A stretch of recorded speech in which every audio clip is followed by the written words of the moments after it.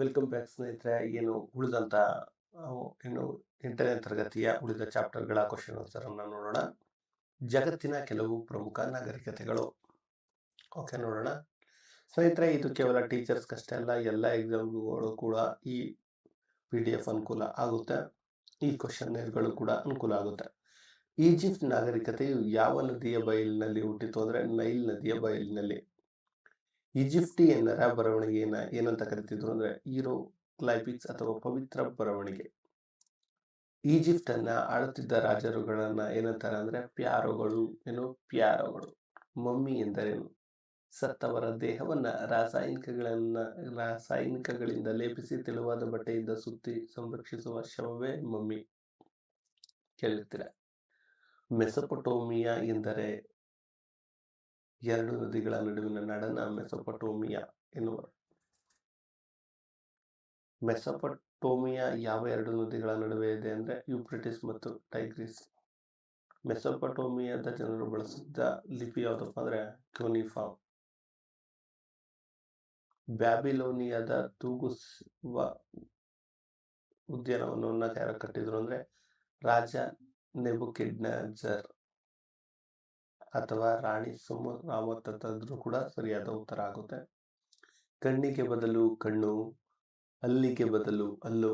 ಇದು ಯಾರ ಸಂಹಿತೆ? ಇದು ತುಂಬಾ ಫೇಮಸ್ ಆಗಿರುವಂತದ್ದು ಹಮ್ಮುರಬಿಯ ಕಾನೂನು. ಯಾವುದು? ಹಮ್ಮುರಬಿಯ ಕಾನೂನು. ಚೀನಾದ ದುಗುಡ ನದಿ ಎಂದು ಯಾವುದನ್ನು ಕರೀತಾರೆ ಅಂದ್ರೆ ಹ್ಯಾಂಗ್ವೋ ನದಿ. ಚೀನಾದ ಮಹಗೋಡೆಯನ್ನು ಕಟ್ಟಲು ಆದೇಶಿಸಿದ ಚಕ್ರವರ್ತಿ ಯಾರು ಅಂದ್ರೆ ಕ್ವೀನ್ ಶಿಹುಯಾಂಗ್ಟಿ. ಗ್ರೀಕರ ಪ್ರಸಿದ್ಧ ಆಟ ಒಲಿಂಪಿಕ್ ಆಟ. ಅಲೆಕ್ಸಾಂಡರ್ನ ಗುರು ಯಾರು ಅಂದ್ರೆ ಅರಿಸ್ಟಾಟಲ್. ರೋಮನ್ನರ ಆಳ್ವಿಕೆಯು ಯಾವ ಭಾಷೆಯ ಅಭಿವೃದ್ಧಿಗೆ ಕಾರಣವಾಯಿತು? ಲ್ಯಾಟಿನ್.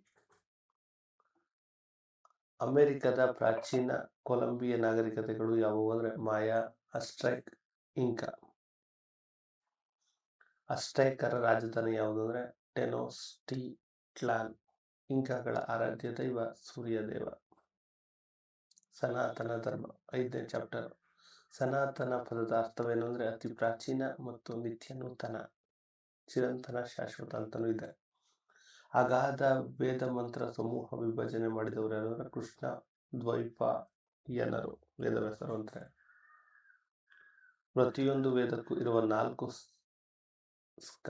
ಸ್ಕಂದಗಳು ಯಾವುವು ಅಂದರೆ ಸಂಹಿತೆ, ಬ್ರಾಹ್ಮಣ, ಅರಣ್ಯಕ ಮತ್ತು ಉಪನಿಷತ್. ಉಪನಿಷತ್ಗಳು ಬಹುತೇಕ ಯಾವ ರೂಪದಲ್ಲಿವೆ ಅಂದರೆ ಗುರು ಶಿಷ್ಯರ ಸಂವಾದ ರೂಪದಲ್ಲಿ. ಸ್ಮೃತಿ ಎಂದರೇನು? ಜ್ಞಾಪಿಸಿಕೊಂಡಿದ್ದು ನೆನಪಿನಲ್ಲಿ ಉಳಿಯುವಂಥದ್ದು.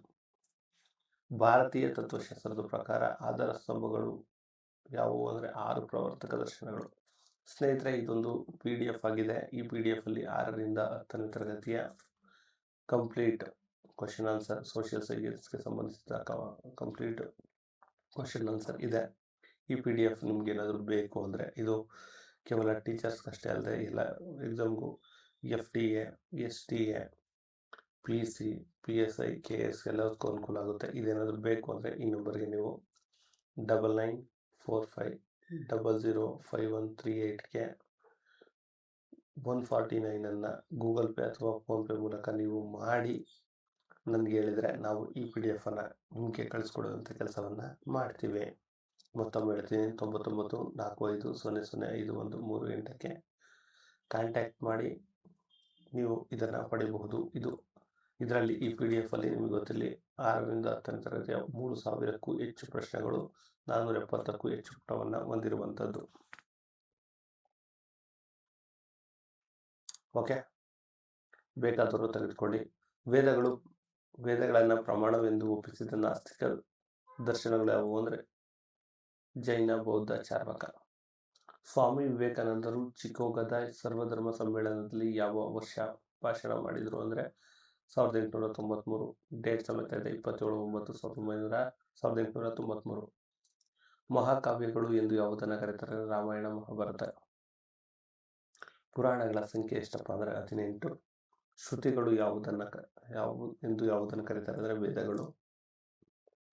ಆಗಮ ಶಾಖೆಗಳು ದೇವರಿಗೆ ಯಾವ ಕಾರ್ಯ ಕಲ್ಪಿಸಿದ್ವು? ವಿಗ್ರಹ ಆರಾಧನೆಗೆ. ಮೂರು ಪ್ರಮುಖ ಆಗಮ ಶಾಖೆಗಳು ಯಾವುವು ಅಂದರೆ ವೈಷ್ಣವ, ಶೈವ, ಶಾಕ್ತ. ವೇದಾಂಗಗಳ ಸಂಖ್ಯೆ 6. ಶಿಕ್ಷಾ, ಕಲ್ಪ, ನಿರುಕ್ತ, ಜ್ಯೋತಿಷ್ಯ, ವ್ಯಾಕರಣ, ಛಂದಸ್ಸು.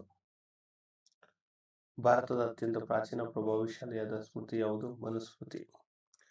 ಇನ್ನು ಸ್ನೇಹಿತರೆ, ಈಗ ಇದು 5ನೇ ಚಾಪ್ಟರ್ ಆಗಿದೆ. ನಿಮಗೆ ಇದು ಕಂಪ್ಲೀಟ್ ಆಗಿ ಇದರ PDF ಬೇಕು ಅಂದರೆ ನಾನು ಆಗಲೇ ಹೇಳ್ದಂಗೆ ಹೇಳಿದ್ದೀನಿ. ಯಾರಾದರೂ ಬೇಕು ಅಂದರೆ, ಈಗ PUC ಕಾಲಾಗಿದೆ, ಟೀಚರ್ಸ್ ಕಾಲಾಗುತ್ತೆ, ಯಾರಿಗಾದ್ರೂ ನಿಮಗೆ ಈ PDF ಬೇಕು ಅಂದರೆ ಖಂಡಿತವಾಗಿಯೂ ಆದಷ್ಟು SMS ಮೂಲಕ ನನ್ನೊಂದಿಗೆ ಚಾಟ್ ಮಾಡಿ.